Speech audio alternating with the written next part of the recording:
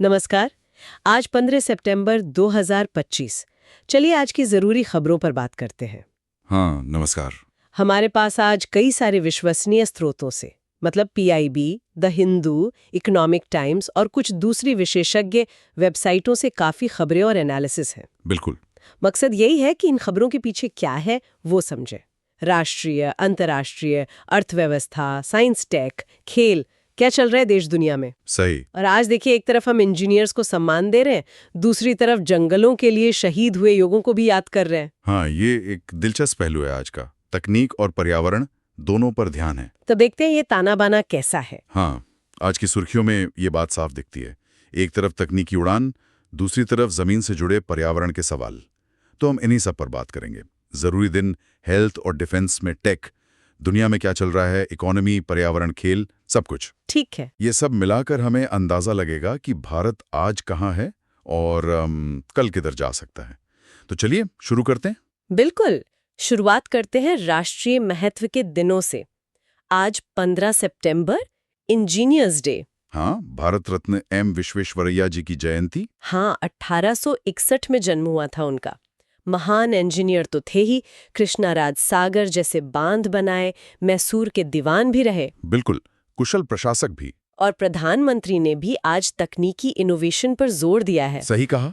ये दिन सिर्फ एक श्रद्धांजलि नहीं है, ये असल में हमें याद दिलाता है कि इंजीनियरों का योगदान कितना बड़ा है देश बनाने में। और ये STEM, science, tech, engineering, maths को भी बढ़ावा देता है। हाँ, करियर के तौर पर। हाँ, और देखिए, अभी कुछ दिन पहले 11 सितंबर को राष्ट्रीय वन शहीद दिवस भी था। ये उन वन रक्षकों के लिए है जिन्होंने जंगलों और वन्य जीवों की रक्षा में जान दे दी। बहुत जरूरी दिन है ये। हाँ, वैसे ये 2003 से मनाया जा रहा है, लेकिन कहते हैं इसकी प्रेरणा 1906 के चिपको आंदोलन से है। अच्छा। चिपको आंदोलन से, हाँ बिल्कुल। और पर्यावरण मंत्री ने भी इस मौके पर कहा है कि 2025 में नई वन नीतियां आएंगी। देखिए, ये दोनों दिन एक साथ सोचने पर मजबूर करते हैं। एक तरफ इंजीनियरिंग यानी विकास, निर्माण, दूसरी तरफ वन संरक्षण यानी प्रकृति को बचाना। सही। ये आज के भारत की बड़ी चुनौती है। विकास भी करना है और पर्यावरण का संतुलन भी साधना है। तो ये नई वन नीतियां शायद इसी संतुलन की कोशिश करेंगी। अच्छा, तकनीक की बात चली रही है, तो हेल्थ और डिफेंस में भी कुछ अहम खबरें हैं। हाँ, दिल्ली एम्स के सेट सेंटर में। हाँ, set centre, skill, e learning, telemedicine. हाँ, वहाँ एक बहुत ही advanced da Vinci surgical robot लगाया गया है। ओहो, द विंची रोबोट। हाँ, कहते हैं रोबोटिक सर्जरी ट्रेनिंग में ये एक मील का पत्थर है। बिल्कुल, ये दा विंची रोबोट जो है ये सर्जरी में इंसानी हाथ से भी ज्यादा सटीकता मतलब प्रिसीजन ला सकता है। हाँ। इससे ऑपरेशन ज्यादा सुरक्षित हो सकते हैं। अच्छा। लेकिन इसका दूसरा पहलू भी है। मतलब भारत हाईटेक मेडिकल उपकरण तो अपना रहा है, पर फिर इनके रख रखाव और इनको चलाने वाले कुशल लोगों की जरूरत भी तो बढ़ेगी। ये मेक इन इंडिया के लिए एक मौका भी है और चुनौती भी। और डिफेंस में भारतीय सेना ने संभव नाम का संभव अपना पहला पूरी तरह से देश में बना सिक्योर मोबाइल कम्युनिकेशन सिस्टम तैनात किया है। संभव, हाँ। ये सेना की टुकड़ियों के बीच सुरक्षित एन्क्रिप्टेड बातचीत के लिए मोबाइल सिस्टम है। इसका सेना में आना मतलब रक्षा तकनीक में आत्मनिर्भरता की तरफ एक बड़ा कदम है। ये दिखाता है कि भारत अपनी सेंसिटिव कम्युनिकेशन जरूरतों के लिए बाहर के देशों पर निर्भरता कम करना चाहता है। और इसी से जुड़ी एक और बात, 12 सितंबर को राष्ट्रीय virus research and diagnostic laboratory VRDL conclave. हाँ। अच्छा, हाँ। स्वास्थ्य राज्य मंत्री अनुप्रिया पटेल ने उद्घाटन किया था।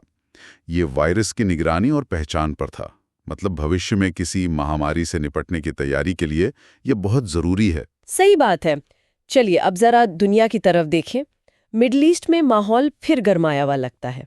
इजराइल ईरान तनाव। हाँ, ये तो लगातार चलने वाली चीज है। इजराइल ने IAEA यानी इंटरनेशनल एटॉमिक एनर्जी एजेंसी के ईरान के साथ जो निगरानी समझौता है उस पर सवाल उठा दिए हैं। और IAEA ने ईरान को चेतावनी भी दी है कि नियमों का पालन करो। ये स्थिति चिंताजनक है।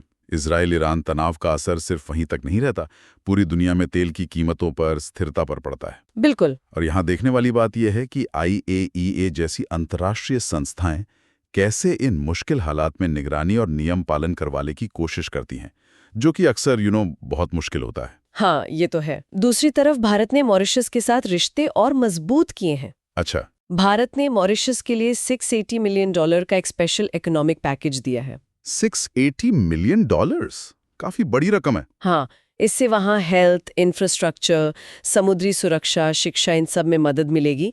ये घोषणा हुई जब मॉरिशस के प्रधानमंत्री नवीन चंद्र राम गुलाम वाराणसी आए थे। देखिए, ये पैकेज सिर्फ 2 देशों का मामला नहीं है। मॉरिशस की करीब 68% आबादी भारतीय मूल की है। हाँ, ये तो पता है। तो सांस्कृतिक, ऐतिहासिक रिश्ते बहुत गहरे हैं और मॉरिशस हिंद महासागर में भारत की स्ट्रेटेजिक सोच के लिए भी अहम है। ये पैकेज भारत अफ्रीका संबंधों को भी मजबूती देगा। और एक और दिलचस्प अंतर्राष्ट्रीय घटना हुई है हाल ही में, मतलब सितंबर 2025 में G7 के किसी एक देश ने फिलिस्तीन को राष्ट्र के तौर पर मान्यता दे दी है। ओह, किस देश ने? ये तो बड़ी खबर है। हाँ, खबर तो बड़ी है, लेकिन अभी शायद नाम कंफर्म नहीं है, पर इसके कूटनीतिक असर हो सकते हैं। ये शायद मध्य पूर्व शांति प्रक्रिया को कोई नई दिशा दे या शायद और उलझा दे। अच्छा, अंतर्राष्ट्रीय स्तर पर ही क्लाइमेट चेंज से जुड़ी एक रिपोर्ट है, कार्बन ब्रीफ की रिपोर्ट। हाँ, कार्बन ब्रीफ। वो बता रही है कि 2025 की शुरुआत में दुनिया भर में कोयले से बिजली बनाने के जितने नए प्लांट लगाने का प्रस्ताव है, उसका 88% हिस्सा सिर्फ 2 देशों में है, चीन और भारत। 88%। चीन में करीब 75 गीगावाट और भारत में लगभग 13 गीगावाट। हाँ। ये आंकड़ा एक बड़ी दुविधा दिखाता है। एक तरफ भारत और चीन जैसे देशों को अपनी बढ़ती एनर्जी जरूरतें पूरी करनी है, कोयला आसान और सस्ता लगता है। सही। दूसरी तरफ पेरिस समझौते जैसे अंतर्राष्ट्रीय जलवायु लक्ष्यों को पूरा करने का दबाव है। लेकिन ये भी सच है कि यही दोनों देश सोलर और विंड एनर्जी में भी दुनिया में सबसे आगे हैं। हाँ, ये भी है। तो ये एनर्जी सिक्योरिटी और पर्यावरण की जिम्मेदारी के बीच संतुलन बनाने की एक बहुत ही जटिल कोशिश है। नतीजा क्या होगा, ये तो आगे ही पता चलेगा। चलिए, अब आते हैं देश की इकोनॉमी, पॉलिसीज और साइंस की दुनिया में। इंडिया मोबाइल कांग्रेस IMC के 9वें एडिशन की घोषणा हुई है। हाँ, IMC 2025 8 से 11 अक्टूबर दिल्ली के नए यशोभूमि कन्वेंशन सेंटर में। यशोभूमि, हाँ। थीम है इनोवेट टू ट्रांसफॉर्म, मतलब बदलाव के लिए इनोवेशन। बिल्कुल। इसमें 5G, 6G, AI, IoT, quantum computing, semiconductor, इन सब फ्यूचर टेक पर जोर रहेगा। कह रहे हैं 1000 से ज्यादा इनोवेशन देखने को मिलेंगे। IMC अब सिर्फ एक प्रदर्शनी नहीं है, ये भारत के डिजिटल भविष्य का एक तरह से प्रतीक बन गई है। सही। ये दिखाता है कि भारत कैसे दुनिया का एक बड़ा टेक हब बनना चाहता है। यहाँ न सिर्फ भारतीय कंपनियां आती हैं, बल्कि दुनिया भर से निवेशक और साझेदार भी आते हैं। निवेश की बात हुई तो UK India infrastructure financing bridge, UKIIF, इसकी पहली सालगिरह पर एक रिपोर्ट आई है। अच्छा, UKIIF भी। हाँ, ये एक तरह का मंच है जो UK के निवेशकों को भारत के बड़े इंफ्रा प्रोजेक्ट से जोड़ता है। Infra financing bridge. रिपोर्ट में कहा गया है कि भारत में निवेश के नियम और आसान बनाए ताकि ज्यादा ब्रिटिश निवेश आए, रिस्क कम हो। देखिए, UKIIF जैसी पहलें भारत के लिए जरूरी हैं। देश को अपने बड़े इंफ्रा लक्ष्यों के लिए बहुत पैसा चाहिए। विदेशी निवेश एक अहम जरिया है। बिल्कुल। ये द्विपक्षीय आर्थिक रिश्तों को भी मजबूत करता है। और इसी आर्थिक स्थिरता के संदर्भ में RBI का अपने लिक्विडिटी फ्रेमवर्क को रिव्यू करना भी अहम है। अच्छा, लिक्विडिटी फ्रेमवर्क मतलब? आसान भाषा में RBI बाजार में पैसे की सप्लाई को कैसे कंट्रोल करता है, उसकी समीक्षा कर रहा है, ताकि ब्याज दरों को स्थिर रखने में मदद मिले। ठीक है।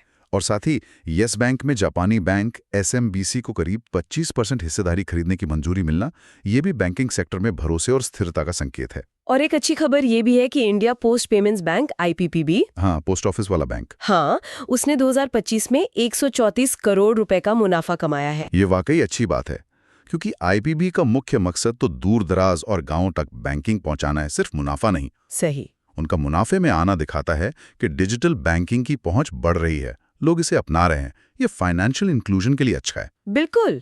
अब जरा पर्यावरण और विज्ञान पर फिर से आते हैं। स्वच्छ वायु सर्वेक्षण 2025 के नतीजे आए हैं। हाँ, स्वच्छ वायु सर्वेक्षण। पर्यावरण मंत्री भूपेंद्र यादव ने NCAP यानी राष्ट्रीय स्वच्छ वायु कार्यक्रम के तहत उन शहरों को सम्मानित किया जिन्होंने 10 लाख से ज्यादा आबादी वाले शहरों में हवा साफ करने में अच्छा काम किया है। ये सर्वेक्षण और अवार्ड्स शहरों के बीच एक हेल्दी कंपटीशन लाते हैं, ताकि वो एयर पोल्यूशन को गंभीरता से लें, पेड़ लगाएं, पब्लिक ट्रांसपोर्ट सुधारें। हाँ, सेहत से जुड़ा मामला है। बिल्कुल, सीधे सेहत से जुड़ा है। लेकिन चिंताएं भी हैं, जैसे भारत में गिद्धों की आबादी वो लगातार घट रही है। हाँ, ये बहुत बड़ी चिंता है। ये सिर्फ बायोडाइवर्सिटी का नुकसान नहीं, एक तरह से पब्लिक हेल्थ का भी मुद्दा है।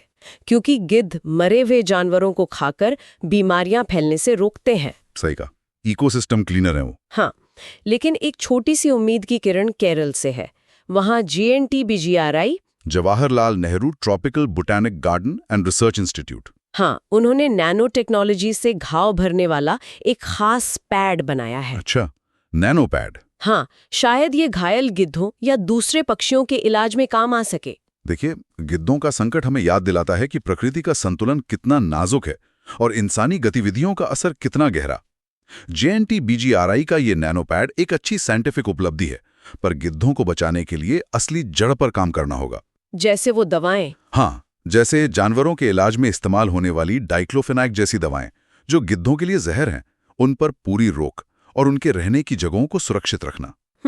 इसी तरह गुरुग्राम में INS अरावली का कमीशन होना भी ध्यान खींचता है। ये जमीन पर बनी एक नेवल फैसिलिटी है। शोर बेस्ड फैसिलिटी। शोर बेस्ड। मकसद है समुद्री गतिविधियों पर नजर रखना, जागरूकता बढ़ाना।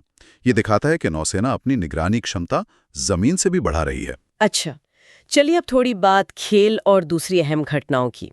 UAE में एशिया कप 2025 चल रहा है, T20 फॉर्मेट में। हाँ, 9 से 28 सितंबर तक। कल 14 सितंबर को भारत-पाकिस्तान मैच हुआ।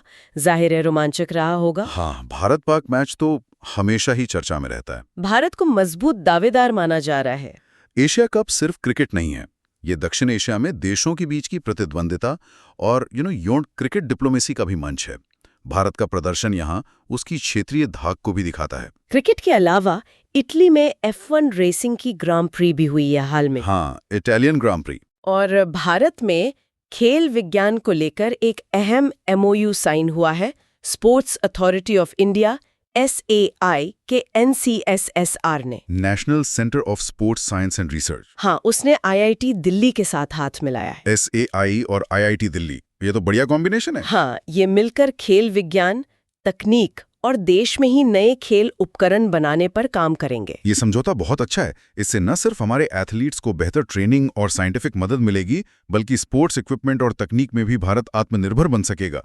ये आत्मनिर्भर भारत का खेल के मैदान में विस्तार है। सही। अच्छा, खेल से हटकर देखें तो 9 सितंबर को CP राधाकृष्णन भारत के 15वें उपराष्ट्रपति चुने गए। हाँ, CP राधाकृष्णन तमिलनाडु से हैं। RSS पृष्ठभूमि रही है उनकी। उपराष्ट्रपति का पद क्यों अहम है? देखिए, उपराष्ट्रपति राज्यसभा के सभापति होते हैं। वो सदन की कार्यवाही चलाते हैं। उनका अनुभव और पृष्ठभूमि आने वाले समय में संसद के उच्च सदन के कामकाज पर असर डालेगी। इसके अलावा 14 सितंबर को हिंदी दिवस मनाया गया। हाँ, हिंदी दिवस। और इस बार जोर था हिंदी को एक ग्लोबल भाषा बनाने पर। बिल्कुल। और हाँ, अरुणाचल प्रदेश में भारतीय सेना की एक्सरसाइज सियोम प्रहार हुई थी 8-10 सितंबर को। उसका मूल्यांकन भी हुआ है। हाँ, पूर्वी सीमाओं पर तैयारी परखने के लिए ये सभी घटनाएं, संवैधानिक नियुक्ति हो, भाषा नीति हो, सैन्य अभ्यास हो, ये सब मिलकर देश की बड़ी तस्वीर बनाते हैं, दिखाते हैं कि अलग अलग मोर्चों पर क्या चल रहा है। तो अगर आज की पूरी बातचीत को समेटें तो क्या दिखता है? एक तरफ भारत इंजीनियर्स डे मना रहा है, नई तकनीक को अपना रहा है, सर्जिकल रोबोट, 5G, 6G की तैयारी, स्वदेशी डिफेंस कम्युनिकेशन। हाँ, तकनीकी तरक्की। दूसरी तरफ वन शहीदों को याद करके, स्वच्छ हवा के लिए कोशिश करके, गिद्धों जैसे जीवों पर चिंता करके पर्यावरण की चुनौतियों से भी जूझ रहा है। बिल्कुल, पर्यावरण की चिंताएं भी साथ साथ हैं। दुनिया में देखें तो मॉरिशस जैसे देशों से रिश्ते गहरे हो रहे हैं, तो इजराइल ईरान जैसे तनावों पर भी नजर है। हाँ। कूटनीति और वैश्विक समीकरण, इकोनॉमी में डिजिटल इंडिया और इंट्रा पर जोर है, और खेल विज्ञान में भी आगे बढ़ने की कोशिश है। यहाँ जो बात सबसे ज्यादा ध्यान खींचती है वो है ये संतुलन साधने की कोशिश। हाँ। भारत एक ही समय में कई घोड़ों पर सवार है, ऐसा लगता है। तकनीकी सुपर पावर बनने की इच्छा है तो पर्यावरण बचाने की जिम्मेदारी भी है। ग्लोबल स्टेज पर बड़ी भूमिका निभानी है तो घरेलू विकास की चुनौतियां भी कम नहीं है। सही। अब देखिए, एक तरफ हम कोयले से बिजली उत्पादन बढ़ाने की बात कर रहे हैं, दूसरी तरफ स्वच्छ हवा के लिए शहरों को रैंकिंग दे रहे हैं। हाँ, ये विरोधाभास लगता है। एक तरफ रक्षा में आत्मनिर्भरता है तो दूसरी तरफ ब्रिटेन जैसे देशों से निवेश भी चाहिए। ये विरोधाभास नहीं, बल्कि शायद आज के भारत की सच्चाई है। असल सवाल यह है कि इन अलग अलग दिशाओं में जो जोर लग रहा है, उनके बीच सही संतुलन कैसे बनेगा। बिल्कुल। और यही आज की चर्चा हमें एक गहरे सवाल पर छोड़ जाती है। जिस रफ्तार से भारत तकनीक और ग्लोबल डिप्लोमेसी में आगे बढ़ रहा है, क्या उसी रफ्तार और उसी इच्छा शक्ति से वो अपनी जमीनी हकीकतों जैसे पर्यावरण का संरक्षण, समाज के हर तबके तक विकास का लाभ पहुंचाना, इनका समाधान भी खोज पाएगा?